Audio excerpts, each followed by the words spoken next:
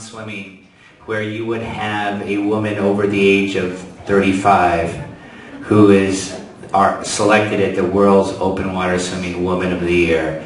A beautiful woman, a woman who really has dug deep in her career, Annemarie Ward of Ireland. Good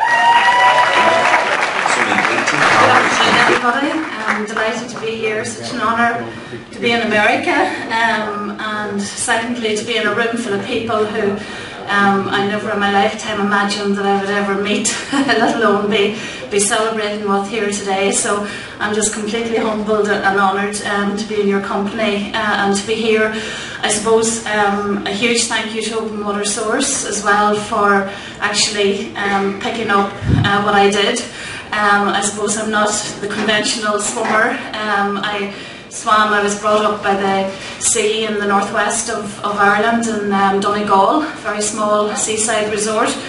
We didn't have any swimming pools or swimming clubs or anything like that at the time when I was young, and I learned my swimming from my father initially, who taught me, and then I went on to join our local sub-aqua club on a Sunday morning. I was the child hanging around the pier, and they used to pick me up in a half-decker fishing boat and take me out, and when they were diving I'd swim around the boat out in the ocean with them. And I suppose that's, you know, I always had the passion for the sea, and my ancestors were all from the islands off the Donegal coast as well, so I'd like to think that passion was always there, that it's in my blood. I suppose, like a lot of teenagers, and that I never swam competitively. I don't think I have a medal for swimming ever in my life, but I went on then, and I suppose went on to college and studied and stuff, and the swimming was put on the back burner for years and years. And I suppose when I was in my 30s, I realised I didn't have a very good work-life balance, and you know, there was a lot of other things had taken over, and I had an opportunity to do a charity swim for our local hospice, and it was a 2-mile swim, and I said, right, I really need to get a bit of balance back in my life and a little bit of focus back in my life. And I suppose, cutting a long story short, did the 2 miles. We raised a lot of money for our local charity, and I went on from there. I was asked to join a group of 6 people who were going to swim around the island of Ireland. So my brother was one of that team, and my friend Munatones, who's here from Kerry today, and the 6 of us spent 56 days swimming 1,333 kilometres around the entire coastline of Ireland, and that was in the summer of 2006.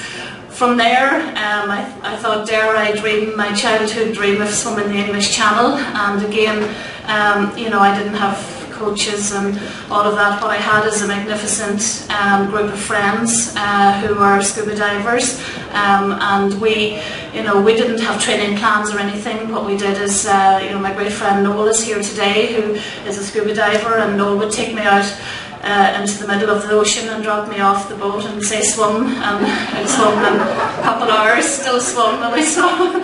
We hadn't a clue if we were doing the right thing or not, but we just did it, and I suppose learned afterwards that I think a lot of you people in coaching call it total confusion training, and I suppose that's what we were doing, and we didn't realise it at the time.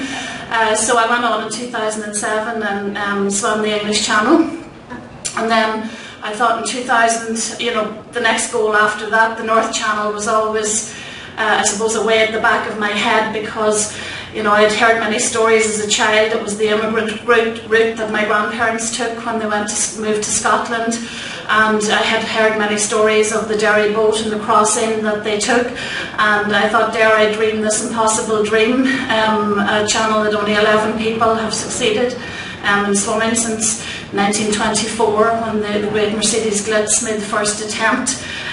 She wasn't successful in her attempt, and the next attempt was in the 1940s, when the great Florence Chadwick, who I've heard her name mentioned today, I think it was late 40s, maybe 50, that she had 2 attempts at it. but again was unsuccessful. And it was 1947 when Tom Blower, fantastic English swimmer at the time, he was successful on a second attempt in making it, and unfortunately he died sometime later at 41. Many had attributed his dying to the efforts that he had put into crossing channels, and namely the North Channel.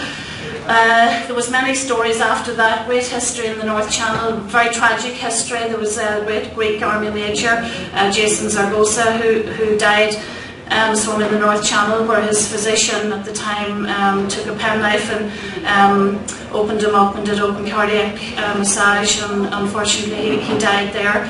There was many other stories. The fabulous Alison Streeter, who is the Queen of the English Channel. Alison tells the story of how she nearly died on her first attempt, where she was, her mother Frida had pulled her out of the water. She went unconscious 4 miles from the Scottish coastline, and she just she luckily got her in time, but Alison did go on after that to swim it. The fabulous Kevin Murphy, the King of the English Channel. Kevin also says, you know, he has great stories about the North Channel, and he said it's definitely the toughest channel that he ever did. Then we have the great Paul Lewis from England as well. He tells the story of he was 100 metres from the coast, where he went unconscious, again with the cold and the jellyfish, and he ended up hospitalised for a couple of weeks with he had a core body temperature of that of a corpse when he was hospitalised at the time. So listening to all of this, I thought, you know, dare I try it? But anyway, we set off our first attempt. I was 17 and a half hours in the water, 12 degrees, and I unfortunately didn't make it. The tides turned.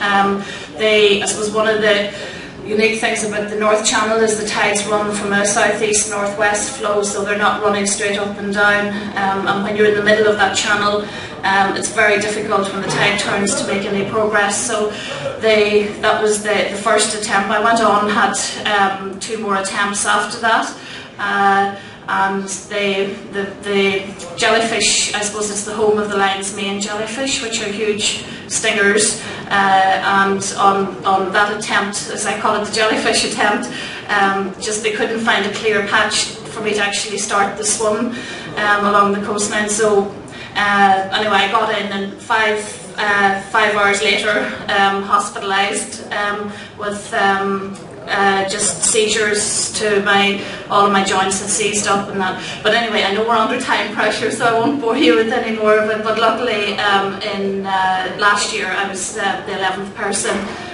in history to succeed in swimming the North Channel. Before I finish, I'll just thank all my friends and family who have travelled here today from far and near to be with me, and to all the people that have helped me and supported me along the way, and to Open Water Source. Thank you very much.